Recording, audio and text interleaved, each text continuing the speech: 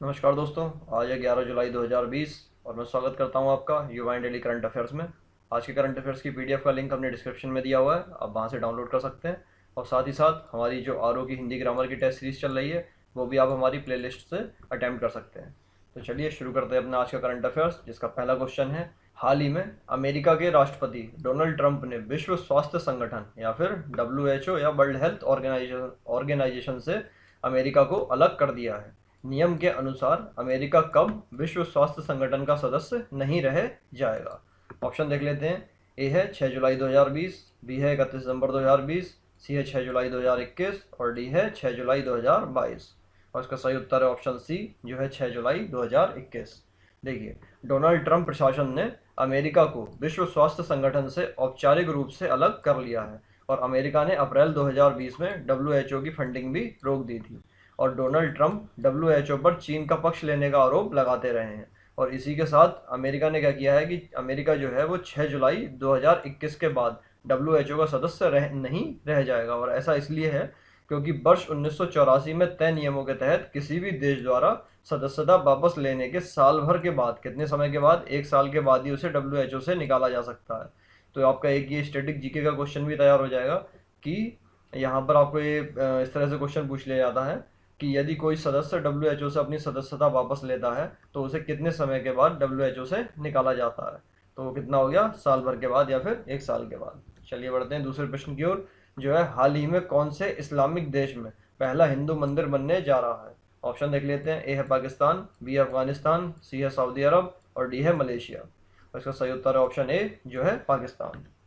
देखिए, पाकिस्तान में क्या है, पाकिस्तान की राजधानी जो है इस्लामाबाद, उसमें पहला हिंदू मंदिर बनने का रास्ता साफ हो गया है।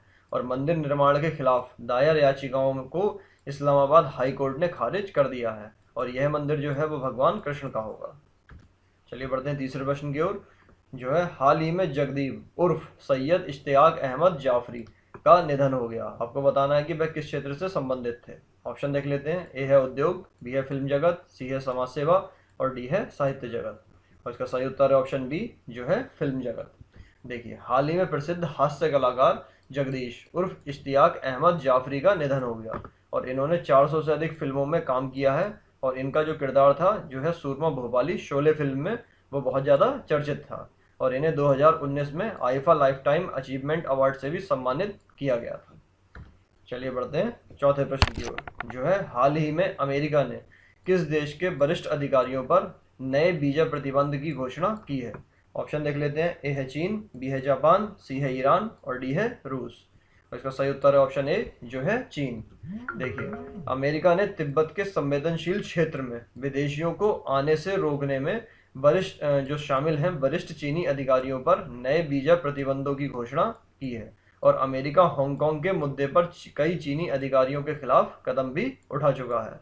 और अमेरिकी विदेश मंत्री जो हैं माइक पोम्पियो, उन्होंने बताया कि रेसिप्रोकल एक्सेस टू तिब्बत 2018 कानून के तहत चीन के अधिकारियों के एक समूह पर वीजा प्रतिबंध लगाने की कार्रवाई कर रहे हैं। चलिए बढ़ते हैं पांचवें प्रश्न की ओर, जो है हाल ही में भारतीय महिला खिलाड़ी जोशना चिनप्पा PSA विश्व रैंकिंग में शीर्ष 10 में शामिल हुई हैं। आपको बताना है कि जोशना चिनप्पा कौन से खेल से संबंधित हैं। ऑप्शन देख लेते हैं। ए है हॉकी, बी है शतरंज, सी है स्क्वॉश और डी है बैडमिंटन। और इसका सही उत्तर है ऑप्शन सी, जो है स्क्वॉश। देखिए, भारत की स्क्वॉश स्टार जोशना चिनप्पा मिस्र की विश्व की नंबर 1 रीनम इल बेलिली के अचानक संन्यास लेने के बाद PSA विश्व रैंकिंग में फिर से शीर्ष 10 में शामिल हो गई है, मतलब टॉप 10 में शामिल हो गई है ये।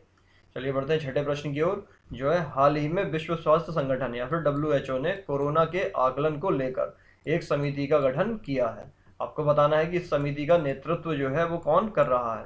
ऑप्शन देख लेते हैं। ए है एलन जॉनसन सरलीफ, बी है हेलेन क्लार्क, सी है टेड्रोस अधनोम घेब्रेयेसस और डी है ए और बी दोनों। इसका सही उत्तर है ऑप्शन डी, जो है ए और बी दोनों। देखिए, विश्व स्वास्थ्य संगठन के प्रमुख जो हैं वो हैं टेड्रोस अधनोम घेब्रेयेसस। उन्होंने क्या है कि कोरोना आकलन को लेकर एक समिति का गठन किया है और इसमें पश्चिमी अफ्रीकी देश लाइबेरिया के पूर्व राष्ट्रपति एलन जॉनसन सरलीफ और न्यूजीलैंड की पूर्व प्रधानमंत्री हेलेन क्लार्क इस समिति का नेतृत्व करेंगी। और जो कोरोना विषाणु महामारी के खिलाफ वैश्विक कार्यवाही का ईमानदारी से मूल्यांकन करेगी। चलिए बढ़ते हैं 7वें प्रश्न की ओर, जो है हाल ही में कौन से राज्य की सरकार ने कोरोना महामारी के मद्देनजर आकस्मिक निधि की सीमा को बढ़ाकर 500 करोड़ रुपए करने के लिए विधेयक को मंजूरी दी है। ऑप्शन है, ए है कर्नाटक, बी है आंध्र प्रदेश, सी है महाराष्ट्र और डी है गुजरात। और इसका सही उत्तर है ऑप्शन ए, जो है कर्नाटक। देखिए, कर्नाटक कैबिनेट में कोरोना महामारी के मद्देनजर आकस्मिक निधि की सीमा को बढ़ाकर 500 करोड़ करने के लिए कर्नाटक आकस्मिक निधि संशोधन विधेयक 2020 को अपनी मंजूरी प्रदान की है। और मौजूदा प्रावधानों के अनुसार सरकार क्या है, आकस्मिक निधि के तहत बिना बजट प्रावधान के 80 करोड़ तक खर्च कर सकती है। चलिए बढ़ते हैं 8वें प्रश्न की ओर, जो है हाल ही में राष्ट्रीय हरित अधिकरण या एनजीटी ने किस पर 5 करोड़ रुपए का जुर्माना लगाया है। ऑप्शन देख लेते हैं, ए है एनएलसी इंडिया, बी है बीपीसीएल, सी है एचपीसीएल और डी है पावर ग्रिड। और इसका सही उत्तर है ऑप्शन ए, जो है एनएलसी इंडिया। देखिए, राष्ट्रीय हरित प्राधिकरण अधिकरण या फिर एनजीटी ने तमिलनाडु के नवेली लिग्नाइट बिजली घर के बॉयलर में हुए विस्फोट के सिलसिले में एनएलसी इंडिया लिमिटेड पर 5 करोड़ का जुर्माना लगाया है। और 1 जुलाई को हुए हादसे में कुल 13 कामगारों की मौत हुई थी। एनजीटी जो है नेशनल ग्रीन ट्रिब्यूनल के जो प्रमुख जो है वो है न्यायमूर्ति आदर्श कुमार गोयल। चलिए बढ़ते हैं 9वें प्रश्न की ओर, जो है हाल ही में उत्तराखंड के कौन से जिले में पहला डॉपलर रडार स्थापित किया गया है। ऑप्शन देख लेते हैं, ए है चमोली, बी है पिथौरागढ़, ये पिथौरागढ़ होगा, और सी है हरिद्वार और डी है मुक्तेश्वर। और इसका सही उत्तर है ऑप्शन डी, जो है मुक्तेश्वर। देखिए, उत्तराखंड के मुक्तेश्वर जिले में पहला डॉपलर रडार, पहला कौन सा डॉपलर रडार स्थापित किया गया है। और डॉपलर रडार की मदद से अब बादल फटने या तूफान आने की जानकारी मिल सकेगी। और उत्तराखंड में यह इस तरह का पहला रडार है, और जिससे क्या होगा कि बादल फटने की सूरत में आधे घंटे से 3 घंटे पहले ही विभाग को जानकारी मिल सकेगी। और जिससे क्या होगा कि समय रहते ही राहत और बचाव कार्य किया जा सकता है। और अत्याधुनिक तकनीक से सुसज्जित जो डॉपलर रडार है वो मुक्तेश्वर के शीतोष्ण बागवानी संस्थान, कहाँ पर, शीतोष्ण बागवानी संस्थान, ये यूके या उत्तराखंड के जो भी एग्जाम देने वाले अभ्यर्थी हैं उनके लिए काफ़ी इंपॉर्टेंट होने वाला क्वेश्चन है कि कहाँ पर स्थापित किया गया है डॉपलर रडार। जो किया गया है मुक्तेश्वर के शीतोष्ण बागवानी संस्थान में। और इस रडार की जो स्थापना है वो हैदराबाद की कंपनी ऑस्ट्रा माइक्रोवेव ने की है। और इस रडार को बनाने की लागत आई है 10 करोड़ रुपए। चलिए बढ़ते हैं 10वें प्रश्न की ओर, जो है हाल ही में संयुक्त राष्ट्र द्वारा जारी एसडीजी सूचकांक 2020 में भारत कौन से स्थान पर है। ऑप्शन देख लेते हैं, ए है 117वें, बी है 120वें, सी है 78वें और डी है 86वें। और इसका सही उत्तर है ऑप्शन ए, जो है 117वें।